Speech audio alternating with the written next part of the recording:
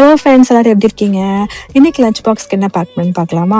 இன்னைக்கு கொள்ளு குழம்பு செஞ்சுருந்தேன்.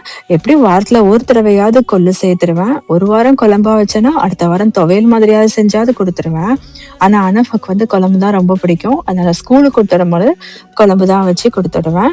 அப்புறம் இதுக்கு சைடிஷாக ஷ்ரிம்ப் ரோஸ்ட் செஞ்சேன். இது நல்லெண்ணெயில் சும்மா வத்தத்தூளும் உப்பு மட்டும் போட்டு ரோஸ்ட் பண்ணி கொடுக்குறது. இது நல்ல காரமாக நல்லாயிருக்கும் சைடிஷ்க்கு வச்சு சாப்பிட்றதுக்கு.